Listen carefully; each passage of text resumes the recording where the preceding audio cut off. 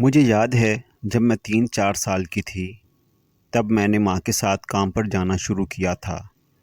میں ماں کا ہاتھ بٹانے کی بجائے اس کو تنگ کیا کرتی تھی۔ جب ماں میری روح سے زچ آ جاتی تو کبھی مجھے پیار کرتی اور کبھی 2-3 تھپڑ رسید کر کے اپنی قسمت کو کوسنے لگتی تھی۔ آہستہ آہستہ شعور آنے لگا اور میں ماں کو تنگ کرنے کی بجائے اس کا ہاتھ بٹانے لگی۔ اس دوران ماں نے کئی گھر بدلے اور میں اس کی محنت و مشقت کا ایک لازمی جزو بنتی گئی۔ ہوش سنبھالتے ہی اپنے باپ کو ہوش و خرد سے بیگانہ پایا۔ نشے کی دلدل میں وہ تمام عمر غرق رہا۔ ماں جتنا بھی کوستی وہ پتھر کی صورت بنا سنتا رہتا۔ ایک دن مزدوری کر لیتا تو ایک ماہ فارغ بیٹھا رہتا۔ گھر کا خرچ ماں کے کندھوں پر تھا۔ مجھ سے چھوٹے 7 بہن بھائی تھے۔ بھوکے پیاسے روتے سسکتے ہوئے ننھے منھے انسانوں کی اس فوج سے ہماری کٹھیا میں بھونچال سا لگا رہتا۔ اس بھوکی پیاسی فوج کو ماں اکیلے نہیں پال سکتی تھی۔ باپ تو نشے کی دلدل میں گردن تک دھنس چکا تھا۔ وہ گھر سے بیگانہ ہو کر کبھی قبرستان اور کبھی کسی مزار پر فقیروں کے ڈیرے پر رہنے لگا۔ تبھی ماں نے میرے لیے کام ڈھونڈنا شروع کر دیا۔ میں چاہتی تھی کہ میرے بہن بھائی بھوکے نہ رہیں، لہذا خوشی خوشی کام پر جانے لگی۔ جب میں 12 سال کی ہو گئی تو تمام کام کرنے لگی۔ ماں بیمار ہو جاتی تو میں گھروں میں ماں کی جگہ کام کر لیتی۔ واصف کے یہاں کام کرتے ماں کو 2 سال ہو گئے تھے۔ یہ میاں بیوی شریف لوگ تھے۔ ان کے یہاں میں ماں کے ساتھ جاتی تھی۔ ان کی بیگم مجھ سے محبت سے پیش آتیں۔ وہ بیمار رہتی تھیں۔ انہیں سانس کی تکلیف تھی۔ جب تکلیف بڑھ جاتی میں ان کی خدمت میں مامور ہو جاتی۔ انہیں دوا پلاتی، چائے وغیرہ دیتی۔ وہ مجھ کو بہت چاہتی تھی کیونکہ میں ان کی خدمت کرتی تھی۔ شکل و صورت میری اچھی تھی۔ وہ کہتی تھیں کہ طاہرہ تو سکینہ کے یہاں پیدا نہ ہوتی، کسی امیر گھر کی مالکن ہوتی۔ تب میں شرمانے کی بجائے ٹھنڈی آہ بھر کر خاموش ہو جاتی تھی۔ مالکن اکثر مجھے اپنے کپڑے دیا کرتی تھیں۔ میں ان کی اترن پہن کر بہت خوش ہوتی۔ ان کو پہن کر مجھ پر نکھار آ جاتا۔ میرا بدن چھریرا تھا۔ وہ بھی بیماری سے دبلی ہو گئی تھیں۔ ان کے کپڑے مجھے ٹھیک آ جاتے تھے۔ جب کبھی میں نہا کر ان کے دیے لباس پہن لیتی تو مالکن مجھ کو دیکھ کر خوف کھا جاتی، کہتی لڑکی تو خود کو چھپا کر رکھ، یہ دنیا بڑی بری جگہ ہے، گھر سے نکلتے سمے چادر اوڑھ لیا کر۔ لہذا میں جب گھر جاتی تو خود کو ایک بڑی چادر میں چھپا لیتی۔ میں اتنی خوبصورت تھی کہ سڑک پر چلتے لوگ مجھے مڑ مڑ کر دیکھتے تھے۔ واصف صاحب عمر رسیدہ صوفی منش انسان تھے، نماز روزے کے پابند اور دل میں خوف خدا رکھنے والے آدمی تھے، مگر اللہ تعالیٰ نے ان کو اولاد کی نعمت سے محروم رکھا تھا۔ شاید اسی لیے وہ مجھ سے ایسا سلوک رکھتے تھے جیسا کوئی اپنے بچوں کے ساتھ رکھتا ہے۔ انہی دنوں سنا کہ ان کے چھوٹے بھائی دبئی سے آ رہے ہیں۔ ان کا نام عارف تھا۔ میرا کام بڑھ گیا کیونکہ واصف صاحب نے کہا تھا کہ میرے چھوٹے بھائی کو کمی محسوس نہ ہو۔ وہ میرا بھائی ضرور ہے لیکن میں اسے اپنا بیٹا سمجھتا ہوں۔ مالک کے کہنے پر میں نے بھی کوئی کسر نہیں چھوڑی، گھر کو شیشے کی طرح چمکا دیا۔ عارف کے کمرے کو سجا سنوار کر گلزار بنا دیا۔ عارف مجھے متاثر کن شخصیت نہ لگا۔ نہ جانے اس میں کیا ایسی جھلک تھی کہ مجھے اس کے سامنے جانے سے وحشت ہونے لگی تھی۔ اس کے آ جانے کے بعد جلد گھر جانے کی کوشش کرتی تھی، ہر طرح اس سے پہلو بچا کر رکھتی تھی، لیکن جتنے میں اس سے کتراتی وہ میرے پیچھے آتا جاتا اور کوئی نہ کوئی بات شروع کر دیتا۔ میں خاموشی سے نظر انداز کرتی مگر وہ اپنی ہانکے جاتا۔ ایک روز صبح ہی صبح دروازے پر دستک ہوئی، دیکھا تو وہ سامنے کھڑا تھا۔ بولا گھر میں رات اچانک مہمان آ گئے ہیں، بھابھی نے بلایا ہے، جلدی چلو۔ ماں بولی ہاں ہاں تو جا، میں بچوں کو ناشتہ دے دوں گی۔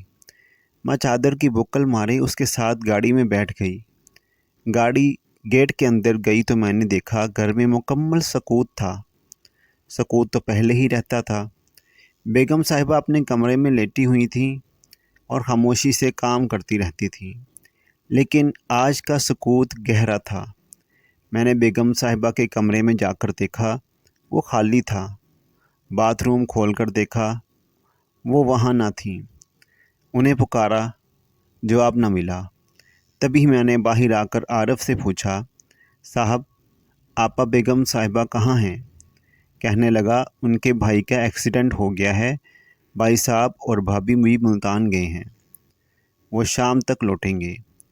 मुझे भी जाना है, इसलिए तुम्हें लाया हूँ। अगर वहाँ बता देता तो तुम घबरा जाती। घर का ख्याल करना, लेकिन पहले मुझे नाश्ता बना दो। मेरा दिल धक से हुआ, मगर खुद पर काबू पाकर मैं बावर्ची खाने में चली गई और उसके लिए नाश्ता तैयार करने लगी।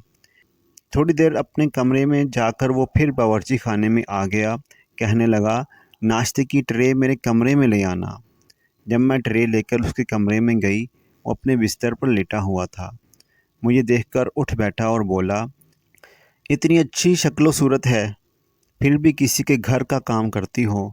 तुम्हें नौकरानी नहीं, हमारे जैसी किसी घर की रानी होना चाहिए था। मैंने जवाब न दिया। खामोशी से चाय उसकी प्याली में उंडेलने लगी तो वो कहने लगा, तुम नहीं जानती तुम्हें काम करते देखकर मेरा दिल किस कदर कुढ़ता है। तुम्हें अपनी खूबसूरती का एहसास नहीं है। मैं वापस जाने को मुड़ी तो वो फुर्ती से दरवाजे पर आ गया। मैंने कहा, साहब रास्ता छोड़ो, एक शरीफ इंसान के आप भाई हो, उनकी शराफत का तो लिहाज करो। मुझको खतरे का पूरी तरह से एहसास हो चुका था, लेकिन इतनी जल्द किसी अचानक हमले के लिए मैं तैयार न थी। तभी मेरी फरियाद एक बेबस पंछी की मानिंद शीशे के दरवाज़ों और दीवारों से टकराने लगी। गम के मारे मैं तो मर जाती कि अचानक किसी ने घंटी बजाई। यूं इसको गेट पर जाना पड़ा। मैं पिछले दरवाजे से भागकर घर पहुंची। मेरी सूरत फक थी। माँ मुझको देखकर चौंक गई। मैंने सब कुछ उसको बता दिया। उस पर थोड़ी देर के लिए सख्ता तारी हो गया। वो खामोशी से सर पकड़कर दीवार के सहारे बैठ गई। कहने लगी, अगर तेरा बाप नशा ना करता, गैरतमंद होता, तो आरिफ का निशान बाकी ना रहने देता। मगर हम तो इसके होते गरीब और लावारिस हैं। रात भर मैं अपनी जगह और माँ अपने बिस्तर पर जागती रहीं। सुबह मैंने काम पर जाने से इनकार कर दिया, मगर माँ ने कहा, बेटी हम गरीब हैं, तू जहाँ भी काम पर जाएगी कोई ना कोई बात होगी। तुम ज़रा मुझे वहाँ जाने दो, क्या पता बेगम साहिबा और साहब आ गए हों। उनको किस्सा बताकर ही काम छोड़ेंगे। वो नहीं होंगे तो आरिफ होगा, उससे बात करूँगी, वरना मालिक और मालकन हमको नमक हराम और चोर समझेंगे। वासिफ साहब और उनकी बेगम नहीं लौटे थे। आरिफ घर में मौजूद था। माँ ने उससे कहा, तुमने मेरी बेटी की तरफ क्या समझकर हाथ बढ़ाया? हम गरीब ज़रूर हैं, मगर मेहनत करके खाते हैं। मैं वासिफ साहब से तुम्हारी शिकायत करूँगी और सारा किस्सा बताऊँगी। ताहिरा भी आ गई और सामने बात होगी। वो कहने लगा, मुझे माफ़ कर दो खाला, मेरे भाई भाभी को ना बताना। मैं तो वैसे ही चंद दिन बाद दुबई वापस जा रहा हूँ। तुम काम छोड़ दो या भाभी तुमको निकाल दें, दोनों सूरतों में नुकसान तुम्हारा ही है।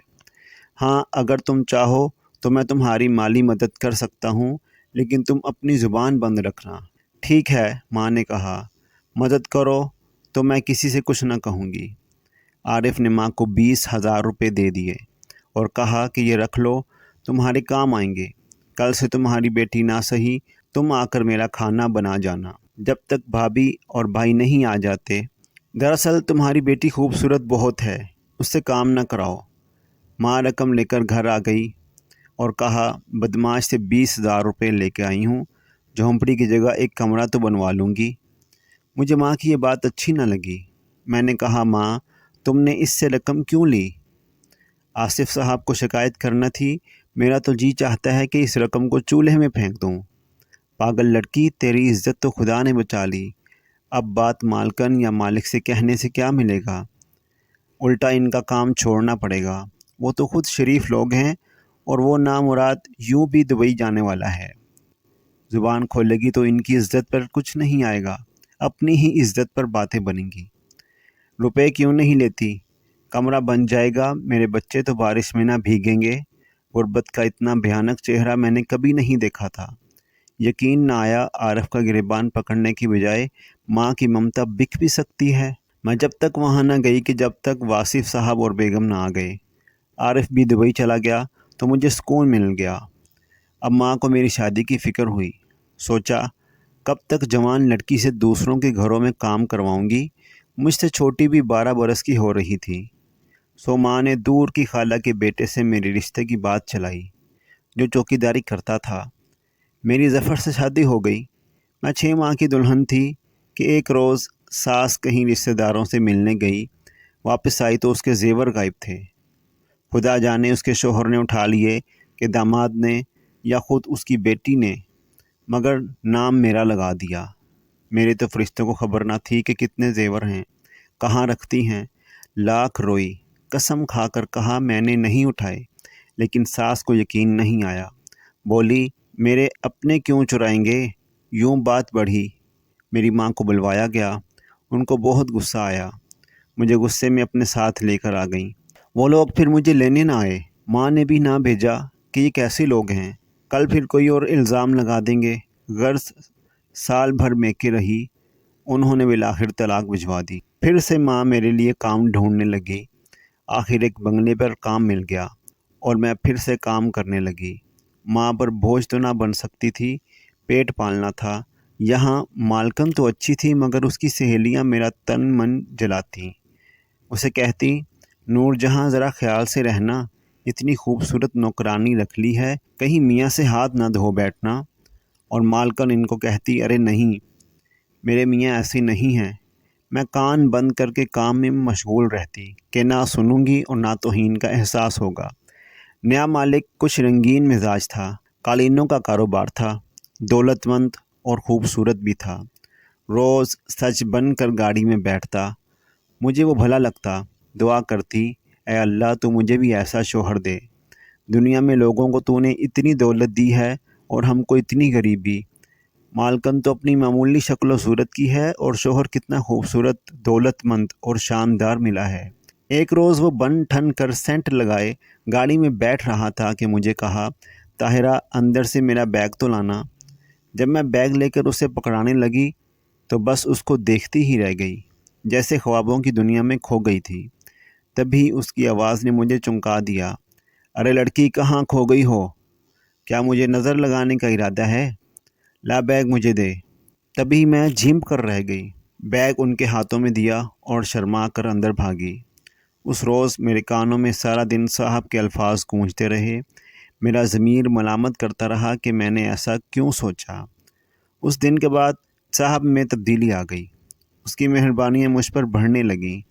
उनकी मेहरबानियों से खौफज़दा होकर मैंने फ़ैसला किया मुझे ये घर छोड़ देना चाहिए, क्योंकि मैं बेगम साहिबा की जूतियाँ खाकर यहाँ से निकलना नहीं चाहती थी। जब मैंने काम छोड़ने का कहा तो साहब ने अकेले में मुझसे पूछा, काम क्यों छोड़ रही हो? आपकी वजह से, मैंने जवाब दिया। वो कहने लगा, मेरे बच्चे बड़े हो रहे हैं, वरना तुम इतनी खूबसूरत हो कि तुमसे शादी कर लेता, लेकिन अब मजबूर हूँ। हाँ, चाहूँ तो अलग घर में रख सकता हूँ, तुमको खर्चा देता रहूँगा। इस दिन मुझे लगा जैसे इस आदमी ने मेरे मुंह पर थूक दिया हो। उसी दिन मैंने बेगम से माँ की बीमारी का बहाना बनाकर वहाँ का काम छोड़ दिया, क्योंकि बेगम मेरे साथ बहुत अच्छी थी और मैं उनसे शर्मिंदा नहीं होना चाहती थी। अब वो माँ कहती थी कि कोई दूसरा घर ढूंढ और काम पर लग जा, कब तक ऐसे बेकार बैठी रहेगी। और मैं कहती थी, हरगिज़ नहीं, मैं अब कहीं काम पर ना जाऊँगी, बेशक भूखी मर जाऊँ, तुम मेरी शादी कर दो। तुम कुंवारी तो हो नहीं, तलाक याफ्ता को तो रंडवे बच्चों वाले या फिर ऐसे का रिश्ता मिलेगा जिसको दूसरी शादी की चाह होगी। बला से सोतन हो के बच्चों वाला घर बैठाकर रोटी खिलाए। बला से सोतन हो के बच्चों वाला घर बैठाकर रोटी खिलाए। मुझे दर दर का काम ना करना पड़े। अम्मा, मैं उन अमीरों की जूतियाँ सीधी करने से तंग आ गई हूँ। अम्मा ने देखा ये तो बोझ बांटने की बजाय बोझ बन रही है। उन्होंने मेरे रिश्ते के लिए भाग दौड़ शुरू कर दी। आखिरकार एक रिश्ता ढूंढ निकाला। हमारी झुग्गी के इस तरफ मैदान में एक बड़ी बिल्डिंग बन रही थी। उसके ठेकेदार के मुंशी से अम्मा की सलाम दुआ हो गई। अम्मा जब इधर से गुज़रती, मुंशी खड़ा होता तो अम्मा उसे कहती, बेटा कोई अच्छा शरीफ घराना हो तो बताना, मुझे काम चाहिए। ایک دن اس نے پوچھا، اماں جی آپ تو پہلے ہی 2-3 گھروں کا کام کرتی ہو، تھک جاتی ہوگی اور کام کیوں کر سکو گی؟ ویسے تو ہمارے ٹھیکیدار صاحب کو کام والی چاہیے، لیکن ان کا گھر دور ہے، آپ وہاں نہیں جا سکتی۔ اس طرح باتوں باتوں میں اماں نے اسے اپنے حالات بتا دیے کہ میری 4 بیٹیاں، 2 بیٹے چھوٹے ہیں، شوہر کو نشے نے بیکار کر دیا، پیٹ پالنے کو گھروں میں کام کرتے ہیں، بچیاں بھی میرے ساتھ کام میں ہاتھ بٹاتی ہیں، ہم حلال رزق کھاتے ہیں، بس ایک فکر دن رات کھاتی رہتی ہے کہ بیٹی کا کہیں رشتہ ہو جائے، لڑکا نیک ہو، بے شک غریب مزدور ہو، مگر میری بیٹی کو عزت کی زندگی دے۔ اس دن سے منشی غیاث کو اماں سے ہمدردی ہو گئی، وہ ہمارا چال چلن دیکھتا رہا۔ ایک روز ماں کو روک کر بولا، اماں میں بھی ایک غریب مزدور ہی ہوں، کچھ پڑھا لکھا ہوں، ٹھیکیدار کا منشی ہوں، گھر میرا اپنا ہے، تنخواہ ٹھیکیدار صاحب اچھی دیتے ہیں، دیانتداری سے روپے پیسے کا حساب رکھتا ہوں۔ یوں ماں نے اس سے میرا نکاح کر دیا۔ غیاث زیادہ دولت مند نہ تھا، لیکن وہ کہیں سے بھی کما کر میری خواہش پوری کرنے کی کوشش کرتا تھا۔ میں ہر کام اپنی مرضی سے کرتی تھی، اس کو یہی خوشی بہت تھی کہ میں نے سوتن کی 2 بیٹیوں کے بعد اس کو بیٹا دیا تھا۔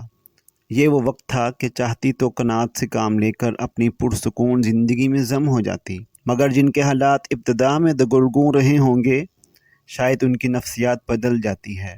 میری بھی شخصیت میں کجی رہ گئی تھی، میں یہاں بھی مطمئن نہ تھی، اپنی زندگی میں کمی محسوس کرتی تھی۔ کوٹھیوں میں کام کرتے رہنے سے بڑی کوٹھیوں کی مالکہ بننے کی حسرت کہیں دل میں چھپ کر بیٹھ رہی، اور خواہشوں کا کینسر میرے اندر زہر کی طرح پھیلتا جا رہا تھا۔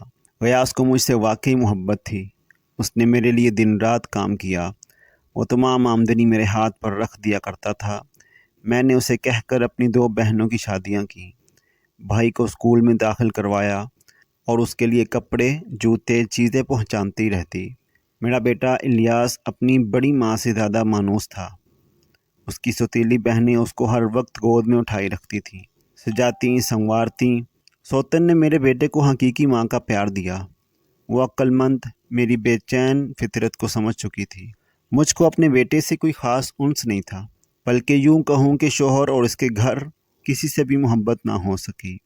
یوں لگتا جیسے کہ میرا گھر نہیں بلکہ میری سوتن کا گھر ہے۔ غیاث کا ٹھیکیدار کبھی کبھی اس کو اپنی گاڑی میں گھر سے اٹھانے آتا تھا۔ اس نے ایک بار مجھے دیکھا تو دیکھتا ہی رہ گیا، اس کے بعد وہ بہانے سے ہمارے گھر آنے لگا، میرے بچے کو پیار کرتا، اسے گھمانے لے جاتا تاکہ میری توجہ اس کی طرف مبذول ہو۔ میری روح دولت کی پیاسی ہو گئی تھی، ٹھیکیدار اپنے حربوں میں کامیاب ہو گیا، میں اس شخص پر توجہ دینے لگی۔ غیاث گھر پر نہ بھی ہوتے اور وہ آ جاتا تو میں چائے بسکٹ سے توادے کرتی۔ اس کا نام فیروز تھا۔ میرے سوتن پردہ کرتی تھی جبکہ میں پردہ نہیں کرتی تھی۔ یوں غیاث کے گھر رہ فیروز میری زندگی میں آ گیا۔ اس نے مجھے سونے کے زیورات بنوا کر دیے جو میں ماں کے پاس چھپا آتی تھی۔ میں سونے کی چمک دمک دیکھ کر اس کی گرویدہ ہو گئی تھی۔ کچھ ہی دنوں بعد میری سوتن کو حالات کا اندازہ ہو گیا۔ غیاث کو بھی شک رہنے لگا، لیکن ان دونوں نے نہ ٹوکا اور زبان سے کچھ نہ کہا۔ فیروز نے مجھ پر پیسہ لٹایا، میں نے غیاث سے طلاق مانگنا شروع کر دی۔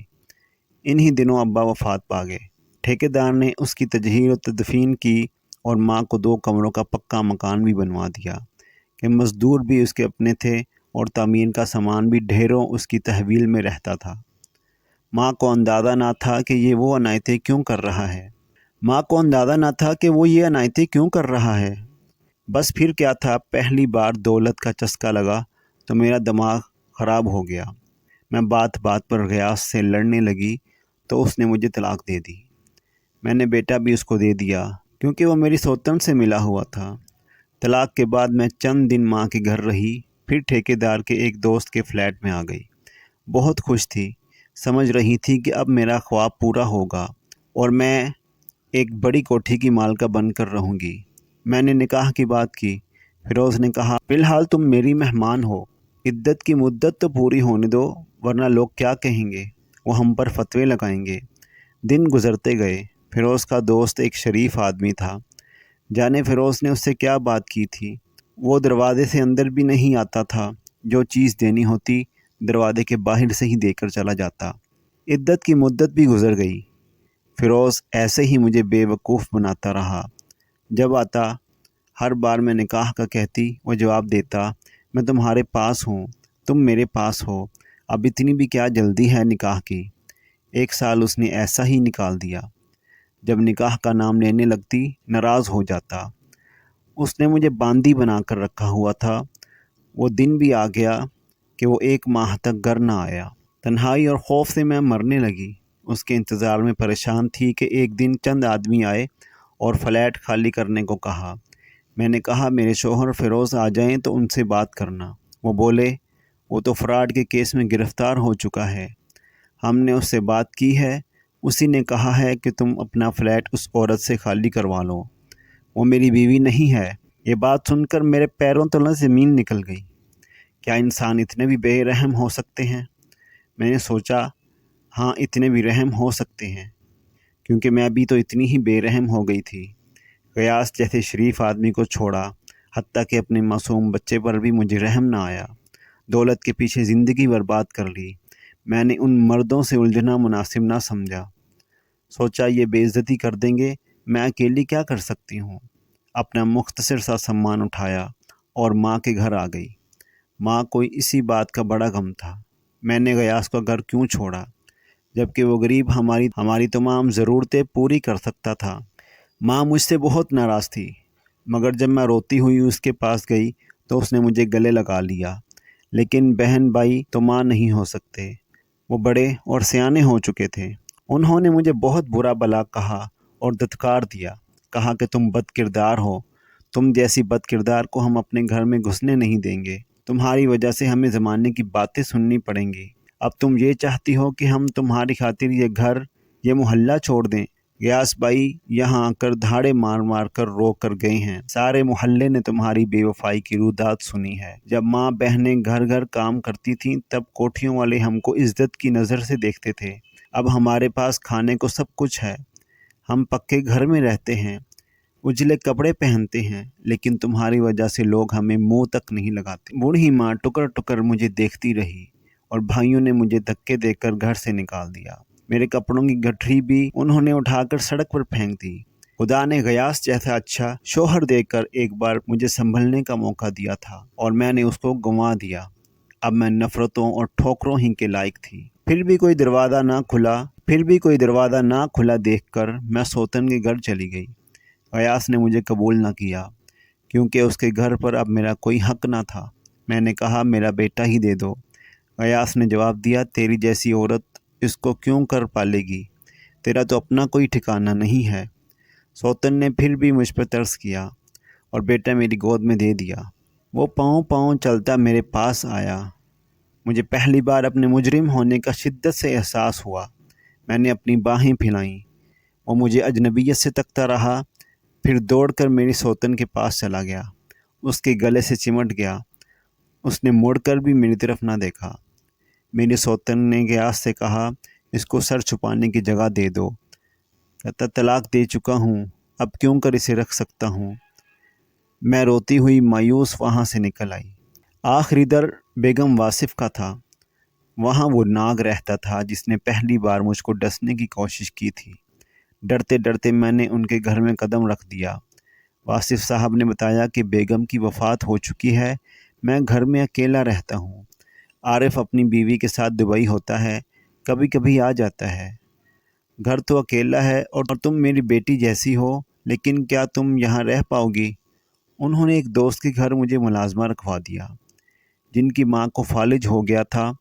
उनको इस बीमार के लिए मुस्तकिल खिदमत गुजार की ज़रूरत थी।